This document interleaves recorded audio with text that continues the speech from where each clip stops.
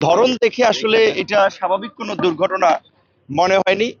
পরিকল্পিত ঘটনাও হয়ে থাকতে পারে। বিশেষ করে আপনার যেভাবে মানে আগুনের সূত্রপাত এক জায়গা হলে ধরেন তার আশপাশ যদি পুড়ে যেত, কিন্তু দেখা যাচ্ছে যে বিল্ডিং এর এই মাথা থেকে ওই মাথা মাঝখান দিয়ে আগুন লেগেছে, আবার মাঝখান দিয়ে অনেকখানি পুড়েছে, আবার দুই সাইড পুড়েছে। যেমন আমাদের এই দুইজন ছাত্র উপদেষ্টা তাদের যে আপনার দপ্তর, আপনারা জানেন যে একই ফ্লোরে এক মাথায় আপনার এলজিআরডির আরেক মাথায় হচ্ছে আপনার ডাক টেলিযোগাযোগ। যেভাবে আসলে আগুন লেগেছে তাতে বা আগুনের যে ধরন তাতে আমাদের কাছে মনে হচ্ছে যে স্বাভাবিক ঘটনা না, এর পেছনে ষড়যন্ত্র থাকতে পারে।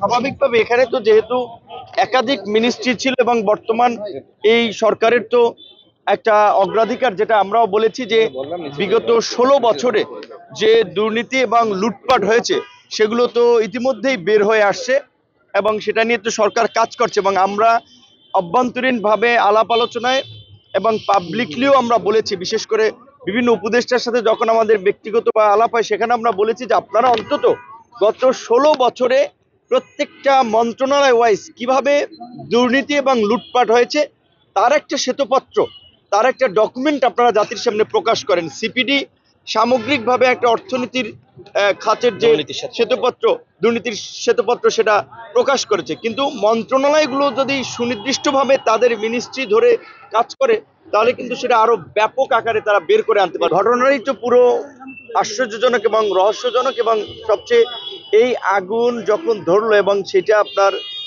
সেই রাত্র 1টা থেকে এই ভোর প্রায় 8:30 বা 8:20 এরকম নাগাদ লেগে গেল।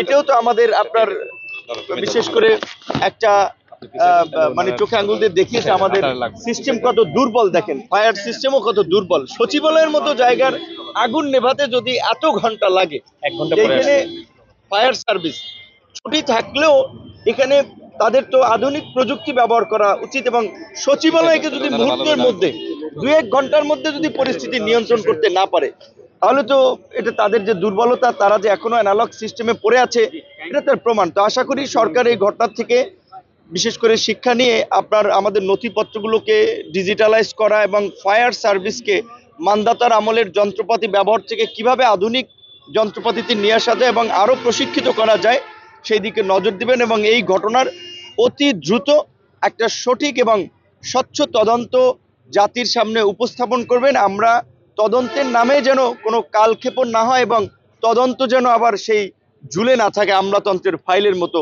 অনতিবিলম্বে আমরা এর একটা সঠিক আপনার তদন্ত দেখতে চাই এবং আশা করি সরকার সেটি করবে। এই সরকার দায়িত্ব নেওয়ার পর থেকেই দেশকে অস্থিতিশীল করার জন্য এবং সাম্প্রতিক সময়ে সরকারকে ব্যর্থ করার জন্য নানান ধরনের তৎপরতা লক্ষ্য করা যাচ্ছে।